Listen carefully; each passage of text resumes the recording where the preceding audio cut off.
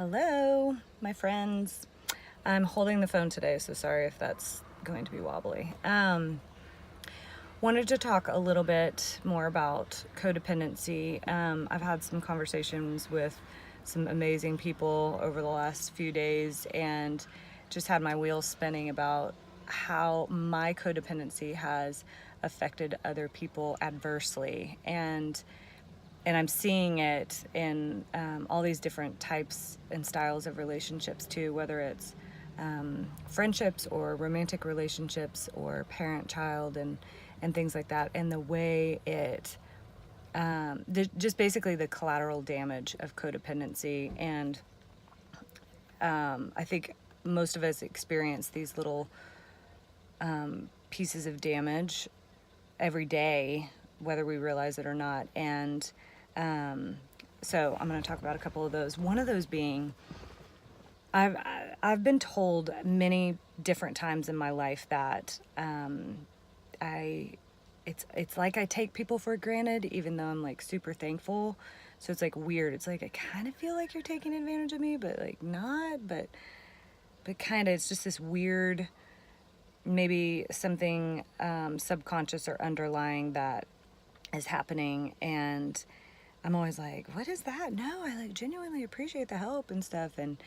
And what I'm realizing now that I'm choosing a more secure relationship habit is that one of the results of codependency is leaving the other person feeling used. Because what happens in codependent relationships is there's a lot of covert agreements that Mark Groves at Create the Love talks about a lot. These covert agreements where it's something I'm assuming that we both agree on, but we haven't actually talked about it, and I've never actually shared or communicated effectively what I need or want from you, but this is kind of how our relationship has fallen into place. And so I assume that you're going to help me, and you assume that I'm going to do whatever. So that's absolutely one of my, or had been one of my covert agreements is, this dynamic of, well, you're this type of person in my life, so you're going to naturally take care of these certain things, even though I never actually said those things. I would just be like, you're doing it right. And then when they didn't, I'd be like, okay, that's fine. Yeah, that's fine. But also inside, and I would really say in my mind, I need to be okay with this, right? I need to be okay with this. It's fine. People can say no. No is okay. That's a healthy boundary, whatever. But inside, it truly made me question the nature of our relationship and my place in that person's life. That is not a healthy boundary. That's not a healthy relationship pattern.